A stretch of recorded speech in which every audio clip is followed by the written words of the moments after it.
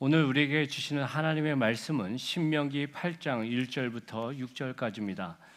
몸이 불편하지 않으시면 주님을 경외하는 마음으로 일어나셔서 우리 함께 읽도록 하겠습니다. 내가 오늘 명하는 모든 명령을 너희는 지켜 행하라. 그리하면 너희가 살고 번성하고 여호와께서 너희의 조상들에게 맹세하신 땅에 들어가서 그것을 차지하리라. 내 하나님 여호와께서 이 40년 동안에 내게 광야 길을 걷게 하시는 것을 기억하라.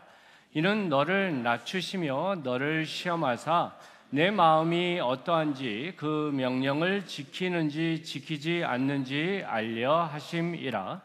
너를 낮추시며 너를 줄이게 하시며 또 너도 알지 못하며 내 조상들도 알지 못하던 만나를 내게 먹이신 것은 사람이 떡으로만 사는 것이 아니요 여호와의 입에서 나오는 모든 말씀으로 사는 줄을 내가 알게 하려 하심이니라.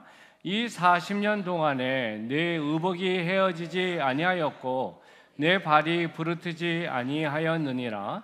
너는 사람이 그 아들을 징계함 같이 내 하나님 여호와께서 너를 징계하시는 줄을 마음에 생각하고 내 하나님 여호와의 명령을 지켜 그의 길을 따라가며 그를 경외할지니라. 아멘. 우리는 매일매일 사건, 사고, 뉴스를 듣습니다. 그리고 그 상황 가운데 깜짝깜짝 놀라는 것은 이게 사람이 할 일인가 하는 모습을 볼 때가 있어요. 말세로 향하면서 죄가 만연해지면서 인간의 모습이 아니라 짐승의 본능을 따라가는 모습이 되게 많아지고, 또 다른 면으로 볼 때는 꼭 동물이 자기의 아들, 딸인 것처럼 사랑으로 표현하는 거 좋지만 예전에는 고양이한테 이름을 져주게 했지만 이제는 내 딸이, 내 아들이, 이런 말을 서슴지 않게 하는 모습을 보면서 참 세상이 많이 달라졌다는 걸 느껴요. 근데 중요한 사실은 이겁니다. 하나님이 모든 만물을 창조하셨지만 모든 만물의 생명체와 사람은 따로 구별하셨다는 거예요. 사람은 하나님의 하는 형상대로 창조하셨고, 세상이 뭐라 말하든 사람이 갖고 있는 독특한 부분이 분명히 있습니다. 그 중에 우리가 놓치지 말아야 할 사실은 오직 사람에게만 시간에 대한 개념이 있다는 거예요. 그리고 그 시간 안에서 사람은 그것을 저장하고 돌이킬 수 있는 능력이 있다는 겁니다. 제가 종종 출사를 나갈 때 깨닫는 게 그것입니다. 사진을 찍으러 나갈 때 어떻게 이렇게 아름다운 것이 이 지척에 있었는데 몰랐지? 할 때가 있다는 거예요. 왜 그랬을까요? 아름다운 게 있지만 그것을 인지하지 못하고 그것에 의미를 두지 않을 때 그것은 그냥 의미 없이 지나가는 것이 되는 겁니다. 하지만 그것을 마음에 담고 눈에 담고 사진에 담고 생각할 때 그 시간은 어떻게 해요? 고정되고 언제 어느 곳에 있든지 그 사진을 봤을 때 그때의 모습을, 그때의 감정을, 그때의 상황을 느낄 수 있다라는 겁니다. 그런 면에서 우리가 어떠한 상황 가운데 시작을 하고 끝을 마무리하는 그 자락에서 자신의 것을 돌아보는 것은 정말 의미 있다 생각합니다. 오늘은 2025년 마지막 주일입니다. 어찌 보면 다른 주일과 별반 차이 없는 것 같지만 분명히 다른 의미가 있음을 우리는 알아야 합니다. 그리고 우리 성도 한 분 한 분이 기억했으면 좋겠는 것은 또 한 해가 끝났구나 정도의 차원이 아니라는 겁니다. 성도라면 한 해를 마무리하면서 기억해야 될 것이, 한 해가 지나갔다는 뜻은 주님을 만나는 그때와 또 한 걸음 더 가까워졌구나 라는 것을 생각할 수 있어야 돼요. 이것이 바로 성도가 세상 사람들과의 인생을 바라보는 차이입니다. 물론 우리 모두는 한 번밖에 없는 인생, 더 즐기고 더 누리고 경험하고 싶은 욕망이 있습니다. 그런데 바른 성도라면 이것에 몰빵하지는 않을 거란 겁니다. 왜냐하면 인생이 더 영원한 것을 위한 준비 과정이라는 것을 알기 때문입니다. 맞습니까?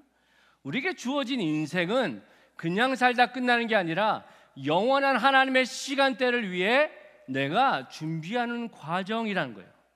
그래서 한 해를 돌아보면서 단지 룩백하고 열심히 살았나, 뭐를 성취했나, 뭐가 부족했나를 넘어서서 영적인 질문을 할 수 있어야 돼요.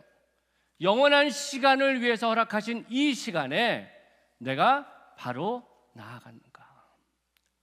그 영적인 질문의 첫 단추를 바로 하는 성도가 인생의 말미에 후회 없는 인생이 될 것입니다. 그리고 더 풍성한 삶으로 살 것이라 확신합니다. 바라기는 우리 성도 한 분 한 분이 그것을 기억하며 말씀을 받으면 좋겠어요. 그래서 제가 한 해의 마지막 주일 말씀을 준비하면서 신명기 8장을 정한 것이 바로 그 이유 때문입니다. 이 말씀은 모세를 통해 선포된 하나님의 설교 메시지입니다.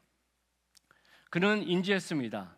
이제 자신의 시간이 얼마 남지 않음을 인지했습니다. 그리고 그가 평생 꿈꾸고 준비했던 약속의 땅을 지척에 두고 그는 함께하지 못하는 것을 알고 있었어요. 오직 출애굽 2세대만이 그 땅을 들어가게 되었고, 바라기는 그들이 하나님이 주신 축복을 잘 감당하길 바라는 모습에서 이 설교를 하고 있어요.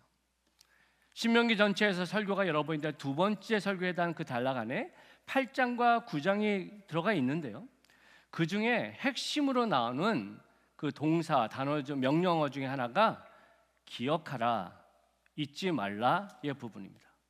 무려 8번에 걸쳐서 설명을 하면서 하나님 여호와가 누구신지를 기억해라, 너희들이 누군지를 기억해라, 너희들이 잘못한 것을 잊지 말라라는 부분 안에서 너희들에게 주어진 축복이 축복되기 위해서 바로 해야 돼라고 말하고 있습니다.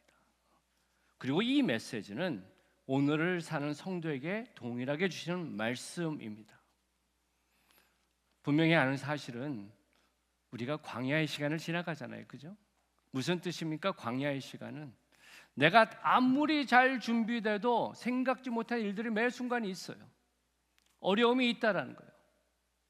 그런데 우리가 하나님을 기억하고 바르게 서는 모습이 될 때 힘있게 설 수 있고, 저는 우리 성도 한 분 한 분이 한 해의 끝자락 안에서 영적인 질문을 3가지를 드리면서 도전하기를 원합니다. 그리고 그 질문 앞에 여러분 스스로에게 한번 물어보세요. 다른 누구가 아니라 이 질문 앞에 나는 어떠한가? 그리고 바라기는 새해에는 이 영적인 부분에서 내가 한 걸음 더 나아가겠다는 아름다운 결단이 있기를 소망합니다. 첫 번째, 한 해를 마무리하면서 던지는 신앙 여정의 질문 이것입니다. 함께 읽습니다. 시작. 나는 하나님과의 관계를 최우선에 두었나? 다른 말로 하면 이겁니다. 하나님은 내게 어떤 존재였냐라는 질문이에요. 1절을 보시면 이렇게 말합니다. 내가 오늘 명하는 모든 명령을 너희는 지켜 행하라. 그리하면 너희가 살고 번성하고 여호와께서 너희의 조상들에게 맹세하신 땅에 들어가서 그것을 차지하게 하리라. 설교를 시작하면서 모든 명령을 너희가 지켜 행하면 너희들이 번성해지고 땅을 차지할 것이다 라고 말해지니까 꼭 마치 우리가 생각할 때 차가운 조건절로 받아들일 수 있어요, 그죠? 그런데 신명기 전체로 이해하면 그것과는 좀 다른 맥락임을 알 수 있습니다. 여기서 모든 명령은 단순한 우리가 보통 율법, 토라 이상의 의미를 갖고 있어요. 신학자 폰 라드를 비롯해서 많은 학자들이 얘기하는 게 뭐냐면, 지금 신명기에서 나오는 명령을 얘기할 때는 토라를 넘어서서 오히려 하나님과의 관계, 언약적 관계, 그것을 위한 규정으로 이해하는 게 맞다라고 설명했기 때문이에요. 그렇다면 여기서 말하는 모든 명령은 크게 3가지로 설명이 됩니다. 첫 번째는 율법, 토라입니다. 10계명을 통해서 너희는 나의 백성이다 라고 해서 하나님과의 관계를 통해서 이루어진 모습을 설명하고 있습니다. 두 번째는 시민법, 사회법, 즉 사회인으로서 우리가 세상에 속해 있으면서도 응당 이뤄야 되는 삶의 바른 태도의 부분을 말하고, 제의법, 요즘으로 하면 예배자로서의 그 관계의 부분을 말하고 있습니다. 보통 우리가 신앙생활하면 자칫 오해하는 거가 교회 생활 잘하고 주일 성수 잘하면 신앙생활 잘하는 걸로 착각하는 경우가 있는데 성경은 그렇게 말하지 않았어요. 이미 구약 시대부터 동일하게 말씀하셨습니다.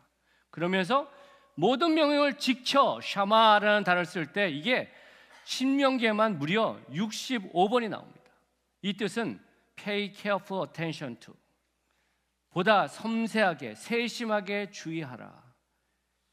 한마디로 말하면 모든 상황을 허투루 듣지 말고 퀘스처닝하고 그것을 바로 하고자 몸부림쳐라 라는 메시지가 이 안에 있다라는 겁니다.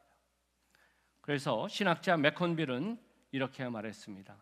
이는 율법 조항의 집합이 아니라 언약적 충성의 총체적인 표현이다.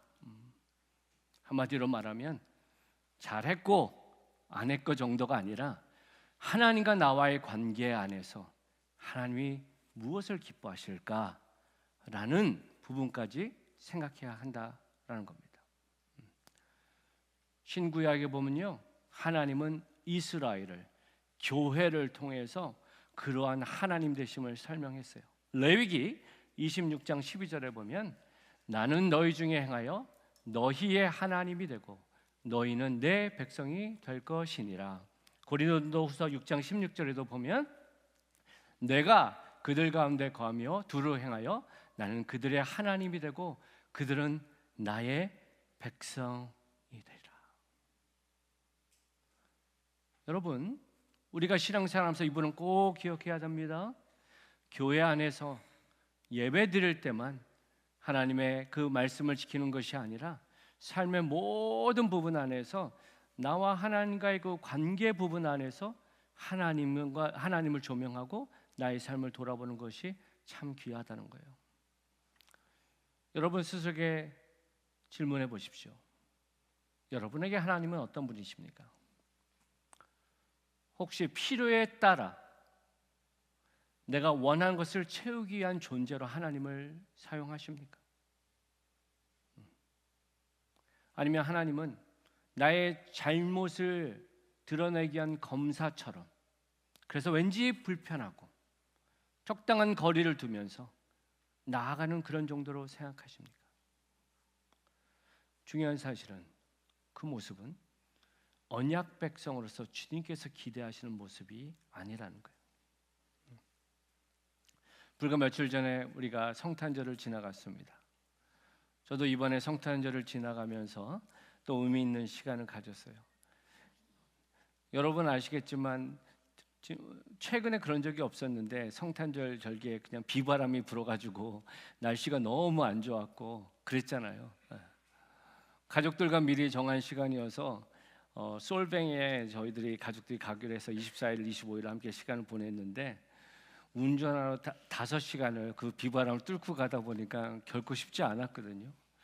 그러고 나서 도착을 했을 때 보니까 모든 상점들이 거의 문을 닫았고 음식점도 문을 닫았고 제가 솔뱅을 갈 때 그래도 꼭 들리는 데가 거기 크리스마스 스토어거든요. 그럼 거기 가면 참 왠지 그 예전에 크리스마스 바이브가 있어서 거기 한번 또 가면 참 좋겠다 싶었는데 4시에 문을 닫았더라고요. 그래가지고 속으로 이거 왜 이렇게 생고생을 하고 왔을까라고 할 수 있잖아요. 근데 솔직한 마음으로 전혀 그런 불평이, 물론 약간 섭섭하긴 했지만 그런 불평이 나오지 않았어요. 왜 그랬냐면 가족이 함께 때문에. 또 멀리 계신 저희 어머님이 함께 하셔서 차 안에서 같이 계속 운전하고 얘기하고 그러한 시간들을 보내면서 바깥의 환경은 여전히 좀 뭔가 불편하고 어렵지만 그 함께하는 시간에서 누린 기쁨이 있더라고요. 나이를 먹으면서 깨닫게 되는 게 그런 것 같아요.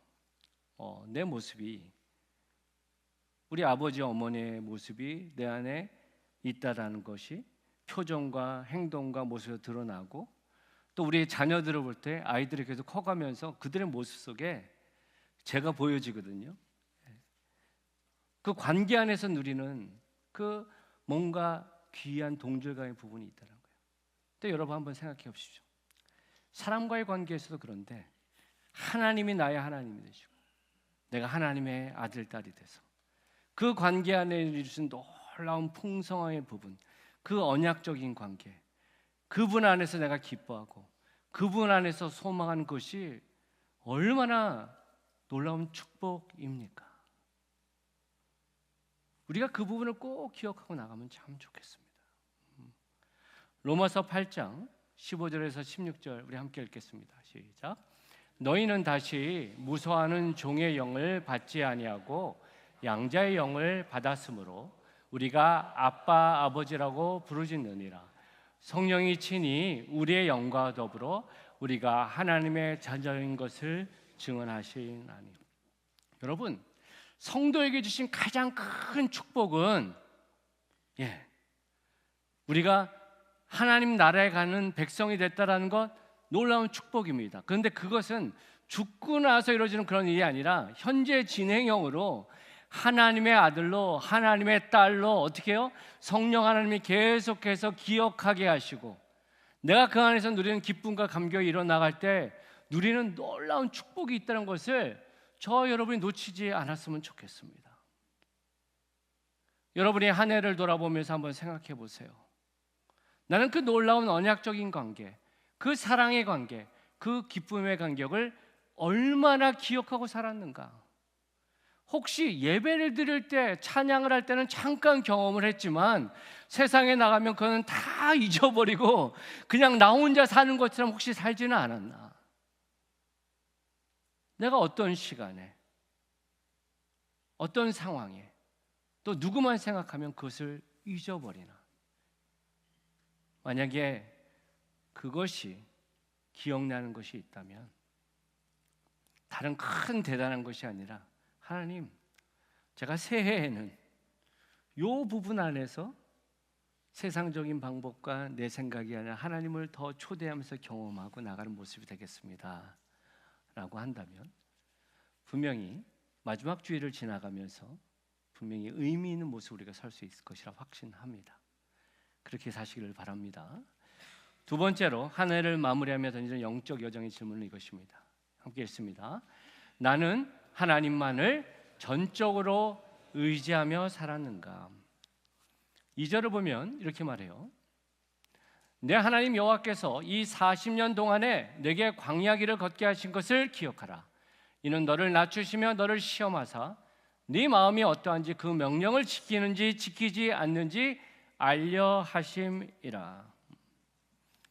이스라엘 백성은 출애굽하면서 하나님께서 약속하신 약속의 땅을 기대하면서 출애굽을 했습니다. 그런데 우리가 역사적으로 아는 사실은 그들이 바로 들어가지 못하고 40년 동안 광야를 헤맸음을 알고 있어요. 그런데 그 거리가 길어서 40년이 걸린 게 아닙니다. 신명기 1장 2절에 보면 호렙에서 가데스바네아까지 가는데 10하루 길이었더라 말합니다. 무슨 말이에요? 그냥 그 길을 쭉쭉쭉쭉 갔으면 한 2주도 채 걸리지 않고 도달할 수 있는 길이었다라는 겁니다. 그런데 어떻게 그들이 40년을 배회하게 됐습니까? 무엇 때문입니까? 그것은 바로 교만 때문입니다. 우리가 아는 사실은 하나님은 교만을 정말 싫어하십니다. 잠언서 16장 5절은 이렇게 말합니다. 함께 읽습니다. 시작. 무릇 마음이 교만한 자를 여호와께서 미워하시나니 피차 손을 잡을지라도 벌을 면하지 못하리라. 그런데 저와 여러분이 알아야 할 사실은 지금 성경이 말하는 교만이 우리가 보통 말하는 교만과 같은 터이냐는 거예요. 보통 우리가 교만하다라면 어떻게 생각하죠? 자기를 막 높이 올리고 의기양양하고 남을 무시하고 하는 것을 교만으로 보잖아요. 물론 그 부분이 교만의 의미를 갖고 있습니다. 그런데 하나님이 싫어하시는 그 교만은 그것보다 훨씬 더 깊고 포괄적인 의미를 갖고 있어요. 한마디로 말하면 하나님이 싫어하시는 교만은 하나님이 없는 마음입니다. 잘 따라오고 계세요? 하나님이 없는 마음이 교만이라는 거예요. 하나님 없이 자기에게 집중하고 하나님 없이 무엇인가 사랑하고 의지하고 바라는 것, 그것이 교만이라는 겁니다. 12명의 정탐꾼 가운데 10명의 정탐꾼의 보고를 여러분 한번 보십시오. 민수기 13장 33절에 보면 이렇게 말합니다. 거기서 네피림의 후손인 아낙 자손을 보았나니 우리는 스스로 보기에 메뚜기 같으니 그들이 보기에도 그와 같을 것이니라. 여러분, 이 내용을 볼 때 교만이 느껴져요? 지금 오히려 자기 연민, 나는 할 수 없어요, 그 부분이잖아요. 그런데 그 모습을 보면서 하나님은 분노하셨다는 거예요. 왜 그랬을까? 이스라엘 백성이 출애굽하는 과정에서 그들이 한 게 뭐냐는 거예요. 그들이 한 건 아무것도 없어요. 하나님이 열지양을 허락하셨고 그들을 불러내셨고 홍해를 가르셨고 광야를 통해서 그들을 먹이시고 인도하셨습니다. 그들이 그 자리까지 있었던 것은 오직 하나님의 능력이었는데, 지금 그들이 가나안 땅을 정탐하고 나서 그들의 말 속에는 하나님이 없는 거예요. 자기에게 집중하고 있다라는 겁니다. 그리고 그 결과 민수기 14장 33절에서 34절 보면 이렇게 말합니다. 그 땅을 정탐한 날수인 40일의 하루를 1년으로 쳐서 그 40년간의 너희의 죄악을 담당할지니 너희는 그제서야 내가 싫어하면 어떻게 되는지를 알리라. 여러분, 바로 기억하십시오. 하나님이 싫어하는 교만은 하나님이 없는 마음입니다. 이스라엘 백성이 40년 광야의 시간을 지나가고, 그리고 우리가 아는 사실은 여호수아, 갈렙, 1세대 딱 2명 빼고는 다 광야에서 다 죽었습니다. 그죠? 그 결과, 그 이유는 뭐예요? 그들이 불신앙, 교만의 모습이었다라는 겁니다.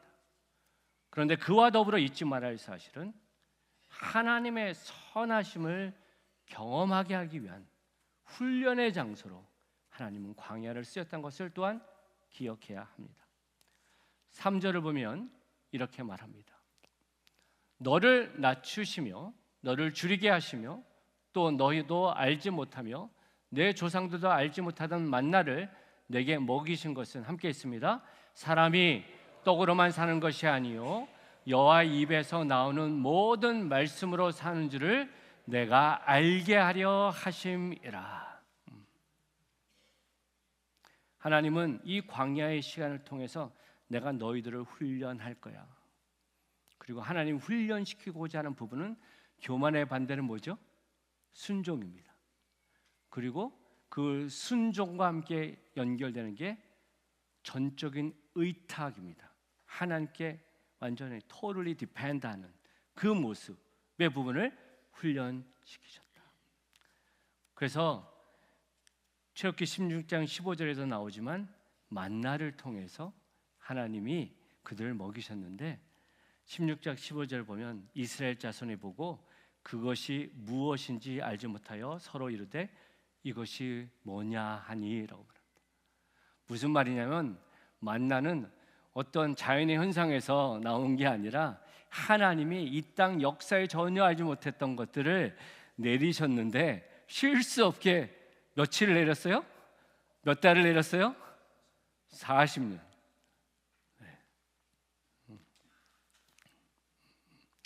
그 시간을 통해서 여러분 출애굽기 16장에 보면 그때의 상황을 설명하는데 어떻게 하죠? 내가 만나를 먹일 텐데 너희들은 하루치만 걷어. 그리고 쟁겨놓지 마. 쟁겨놓으면 썩고 벌레가 나올 거야. 그런데 어떻게 해요? 인간의 본심은 어때요? 이거 내일 없을 수 있으니까 쟁겨놨다가 벌레가 생겼죠? 6일째 될 때 어떻게 해요? 이틀치를 걷어. 그런데 어때요? 또 그냥 습관대로 하루치만 걷었다가 쫄쫄 굶는 인간들이 있었죠. 내가 하는 말을 너희들이 제대로 하고 있는지, 제대로 믿고 있는지, 순종하는지 볼 거야. 그거를 40년 동안 훈련했어요. 그러고 나서 그 놀라운 하나님의 공급하심이 언제 끝났습니까? 여호수아서 5장 12절에 보면 그 땅의 소산물을 먹은 다음 날에 만나가 그쳤다고 합니다. 그들이 약속의 땅에 들어가서 자신의 수고와 필요에 의해서 얻을 수 있는 상황이 됐을 때 하나님의 전적인 공급하심이 멈춰졌다. 놀라운 사실은요, 이 만나가 얼마나 신비로운 음식인지 알 수 있는 거가, 우리가 생각할 때 하루 이틀인가 생각하는데 출애굽기 16장 32절에서 33절에 이렇게 명령했습니다. 모세에게 이르되 여호와께서 이같이 명령하시를 이것을 오멜에 채워서 너희의 대대의 후손을 위하여 간수하라. 이는 내가 너희를 애굽 땅에서 인도해 낼 때에 광야에서 너희에게 먹인 양식을 그들에게 보이기 위함이니 하셨다 하고, 또 모세가 아론에게 이르되 항아리를 가져다가 그 속에 만나 한 오멜을 담아 여호와 앞에 두어 너희 대대로 간수하라. 우리가 아는 사실은 하나님의 법궤가 이스라엘에 가는 앞에다 먼저 갔죠. 그리고 그 법궤 안에 뭐가 있었습니까? 아론의 쌍난 지팡이, 십계명, 그리고 만나. 그리고 그 만나가 있는 건 뭐예요?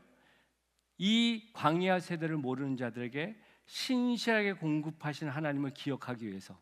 그럼 뭐예요? 그 항아리에 담겨 있는 만나는 썩지 않고 영원히 함께하는 메시지가 됐다라는 겁니다. 핵심은 뭐냐? 하나님은 그들의 광야에서 고통의 시간에 인간의 가장 기본적인 욕구를 가지고 훈련시키셨다라는 겁니다. 고난 가운데 배고픔을 참기는 되게 어렵습니다. 그죠? 근데 하나님께서 그들이 할 수 없는 것을 채워주시면서 신실하게 이루셨던 훈련의 도구로 쓰셨음을 우리는 보게 돼요. 마틴 루터는요, 이렇게 말했습니다. 고난이야말로 자신의 서재에서 가장 좋은 책이다. 우리가 살면서 그런 생각을 해요. Problem free life를 원해요. 문제가 없는 삶. 기도하고 신앙생활하면서 하나님 이거 해결해 주세요. 그런데 그것은 바른 기도의 제목이 아니에요. 프라브름이 없는 인생은 없어요. 근데 그 문제를 내가 어떻게 바라보고 살아가느냐의 태도에 있다라는 겁니다. 하나님은 그들이 할 수 없는 것을 채워주시면서 고난을 이기는 부분을 가르쳐 주셨고, 중요한 사실은 이 만나는, 하늘에서 내려온 이 음식은 육적인 것뿐만 아니라 영적인 메시지가 함께 있음을 우리가 기억해야 한다라는 겁니다. 여러분 아시겠지만 예수님이 공생애를 시작하기 앞서 40일 동안 금식 기도의 시간을 가지셨죠.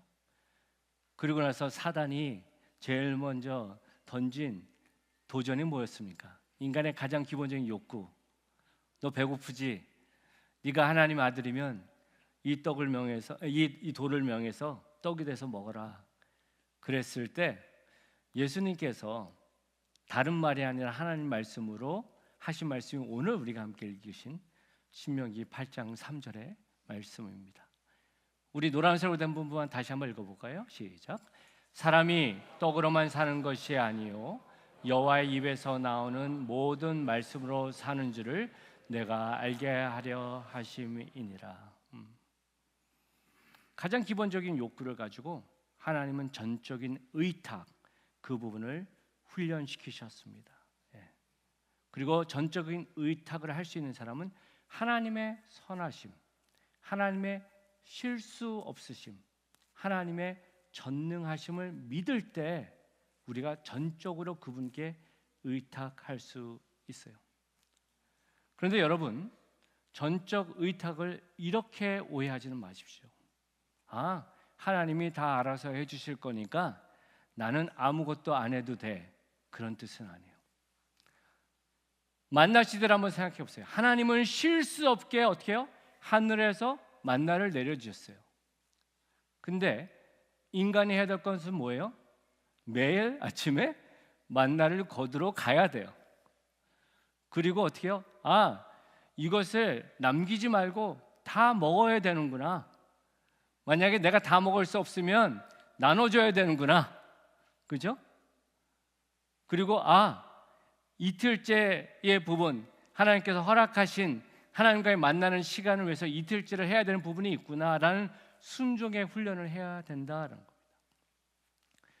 의외로요, 영성에 대한 얘기를 하면서 하나님의 전적 의탁을 오해하는 사람도 있어요. 뭐냐면 자기가 해야 될 역할들을 안 하면서 그냥 하나님이 채워줄 거예요. 그리고 죄송하지만 그것이 세상 엘리트들이 교회를 바라보는 시각입니다. 안타깝게도 세상 사람들, 주님을 모르는 사람들은요, 자기의 지혜와 자신의 열심으로 100%를 살아요. 그러면서 하나님을 부정해요. 그런데 성도들 가운데 때로는 자기가 응당해야 될 열심과 책임의 부분을 안 하면서 하나님이 채워주실 것처럼 생각을 해요. 그리고 자기가 못하는 부분에 있어서 하나님의 은혜를 붙여요. 여러분, 그건 잘못된 거예요. 교회라면, 성도라면 도덕적인 기준과 삶의 태도에서 훨씬 더 높아야 돼요. 우리가 천국을 소망하며 살아가기 때문에 이 땅에서 더 열심히 살아야 돼요.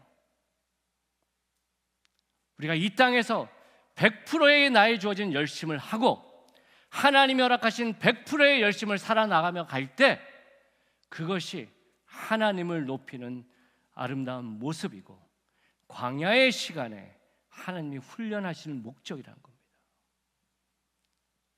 저와 여러분이 이 부분을 기억하면 좋겠어요. 육의 양식이 필요하지만 우리에게 영의 양식이 필요하고 그것이 매일매일 우리가 큐티인을 통해서 하는 것도 그 부분이잖아요. 매일매일 우리가 여러분 밥 한 끼를 스킵하면 배고파요. 그죠? 하나님의 말씀을 안 읽는데 영적인 배고픔이 없다. Something's wrong. 하나님의 말씀을 읽고 그 말씀 안에서 내가 순종하는 그 결단과 그 모습이 있을 때 우리가 그 광야의 길을 바로 걸어갈 수 있다라는 것을 저와 여러분이 기억하면 좋겠습니다. 여러분, 어제 큐티인 말씀 시편 62편이었죠. 그죠? 다윗의 고백입니다. 고난과 환난 가운데서도 그가 담대할 수 있는 그 고백, 1절에서 2절의 말씀 보면 이렇게 말합니다. 우리 다 같이 읽어보겠습니다. 시작. 나의 영혼이 잠잠히 하나님만 바라며 나의 구원이 그에게서 나는도다. 오직 그만이 나의 반석이시오 나의 구원이시오 나의 요새시니 내가 크게 흔들리지 아니하리로다. 여러분, 다윗이 어떻게 이렇게 담대한 고백을 할 수 있었을까요? 그는 자기가 주어진 자리에서 최선을 다해서 살았습니다. 하지만 자신이 한 것만을 의지하지 않고 선하신 하나님을 바로 의지하며 나아갈 때 나의 구원이시고 나의 반석이시고 나의 소망이시고 생명이시고 놀라운 시편의 아름다운 고백을 할 수 있었음을 보게 됩니다. 존 칼빈은 그래서 이렇게 말합니다. 하나님은 부분적 순종을 기뻐하지 않으신다. 참된 순종은 삶 전체를 하나님께 복종시키는 것이다. 여러분, 한 해를 돌아보면서 자신에게 한번 물어보십시오. 분명히 우리가 영적으로나 육적으로 허기질 때가 있어요. 근데 그 허기질 때 내가 뭐로 대처하는가? 쾌락을, 돈을, 쇼핑을, 여행을. 물론 그것들이 잠시 유익이 되는 건 사실이지만 그것이 본질을 잡아주는 부분은 아니라는 것을 기억하면 좋겠어요. 요한복음 4장 34절에 보면 이렇게 말합니다. 예수님의 말씀입니다. 함께 읽어볼까요? 예수께서 이르시되 나의 양식은 나를 보내신 이의 뜻을 행하며 그의 일을 온전히 이루는 것이니라. 생명의 떡이신, 하늘에서 쏘신 떡이신 분으로 우리는 예수님을 비하하는데, 근데 그 예수님도 자신의 양식을 어떻게 해요? 아버지의 뜻, 하나님 아버지의 뜻을 이루는 것이 내 양식이다. 여러분, 우리가 말씀을 묵상하고 나가는 것이 내 성경적인 지경을 넓히기 위한 것이 첫 번째 목적이 아닙니다.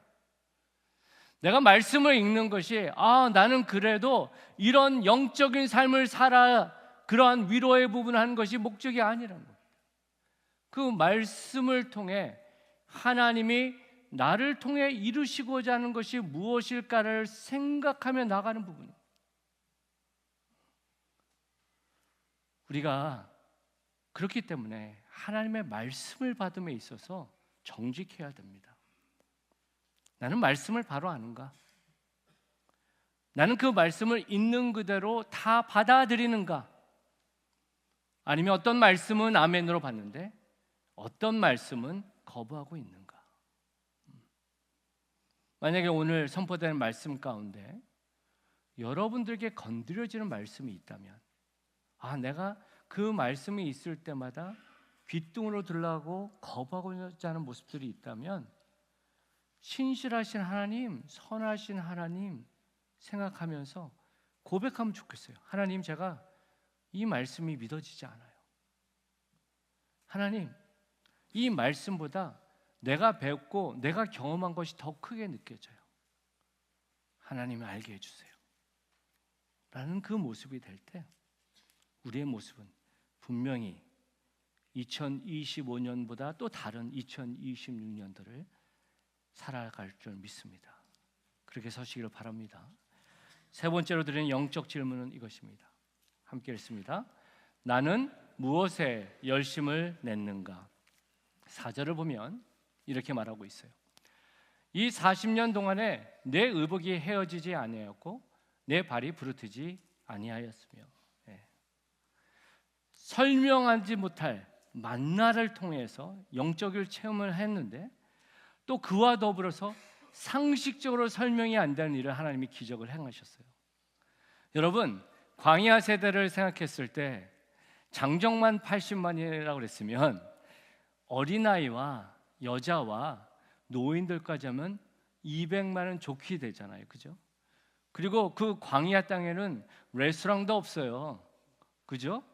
우리가 뭐 필요한 마켓도 없어요. 그리고 그 광야 땅을 우리가 무슨 하루 이틀 몇 개월도 아니고 40년이에요.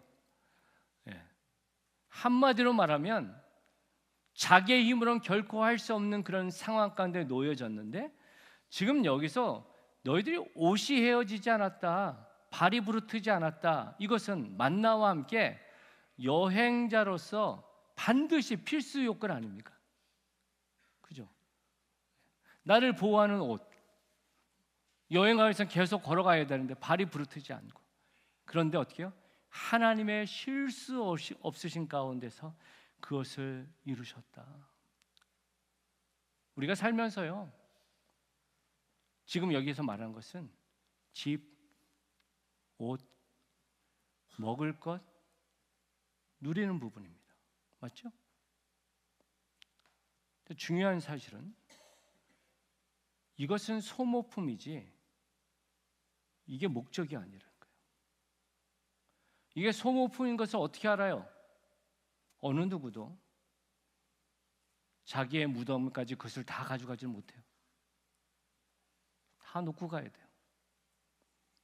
그런데 세상 사람들은 하나님을 모르고 하나님 나라에 대한 소망이 없기 때문에 한 번밖에 없는 인생, 더 누리고 더 즐기고 더 경험하고 싶은 열심을 내는 게 당연해요. 그리고 우리도 사람으로서 그것을 즐겨요. 근데 안타깝게도 꼭 그것이 목적인 것처럼 사는 분들이 교회 안에도 교회에 된다라는 겁니다. 마태복음 6장 31절에서 32절에 이렇게 말합니다. 그러므로 염려하여 이르기를 무엇을 먹을까, 무엇을 마실까, 무엇을 입을까 하지 말라. 이는 다 이방인들이 구하는 것이라. 너희 하늘 아버지께서 이 모든 것이 너희에게 있어야 할 줄을 아시느니라. 하나님이 알고 계신다. 베드로전서 5장 7절입니다. 우리 함께 읽겠습니다. 시작. 너희 염려를 다 주께 맡기라. 이는 그가 너희를 돌보심이라. 우리가 이 땅에 광야의 전의를 지나가면서 많은 염려가 있어요. 그리고 우리가 하는 사실은 그 염려 가운데 무엇을 먹을까, 무엇을 입을까, 무엇을 마실까라는 부분이 되게 많다라는 거예요. 그런데 주님은 말씀하십니다. 내가 그거 다 알아. 너 나 믿는다고 했잖아. 너의 삶의 목적은 그것을 위한 게 아니야. 우리 유스로 컨퍼런스 제목처럼 Higher Calling, 더 높은 부르심이 있다라는 거예요. 근데 세상은, 사단은 끊임없이 우리를 어떻게 해요? 그것에 습득시켜서 가장 소중한 것들을 하지 못하도록 방해한다는 겁니다. 누가복음 15장에 보면 예수님은 세 가지의 비유를 하십니다.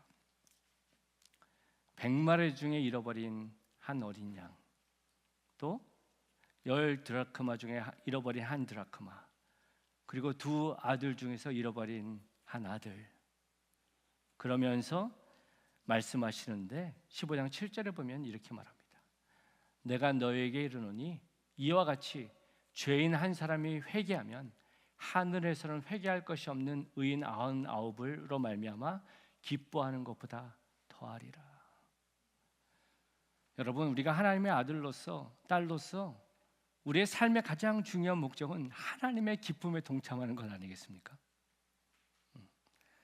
여러분에게 물질을 주셨어요. 여러분에게 재능을 주셨어요. 여러분에게 시간을 주셨어요. 하나님은 그것을 가지고 당신의 아들, 딸들이 잘 즐기기를 원하세요. 그거를 사용하지 말라는 뜻이 아니에요. 그런데 그것을 가지고 어떻게 해요? 아직 주님을 알지 못하고 세상 가운데 헤매는 자들을 초청하고 나아간 그것이 주님의 교회, 성도에게 바라시는 기대라는 겁니다. 우리 한빛교회가 멀티플라잉 처치스를 얘기하고 우리 101 회복여행과 T40를 얘기하는 그 핵심의 부분이 바로 그거예요. 훈련 프로그램이 아니에요. 삶이 돼야 돼요. 그리고 그것이 삶이 될 때 저는 확실합니다.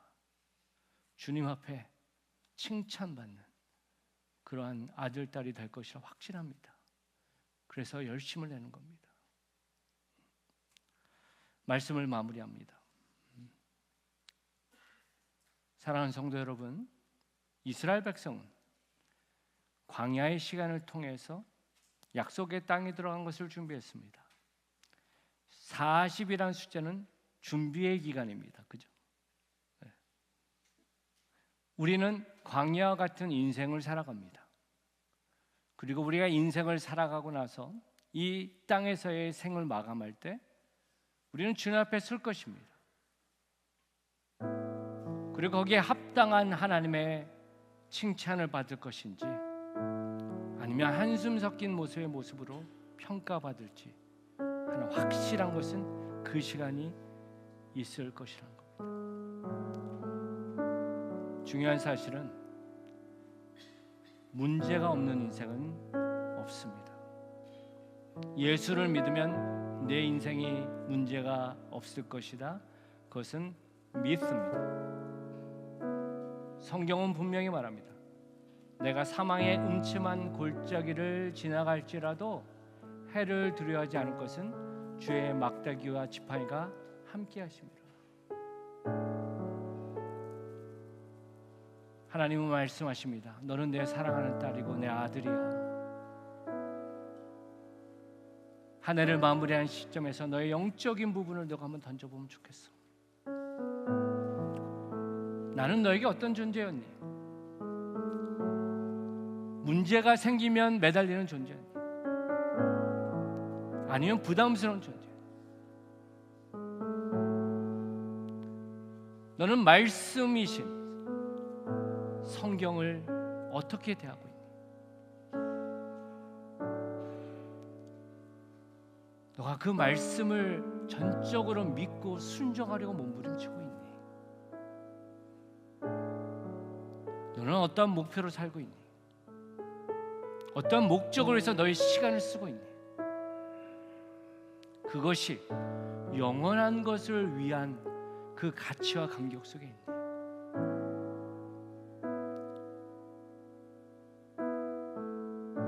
오늘 주시는 말씀이 여러분 스스로에게 던지는 질문이 되기를 바라고 그 안에서 바라기는 한 걸음 더 용기 내어 나아갈 수 있는 저 여러분들 되시기를 높으신 예수님의 이름으로 축원드립니다.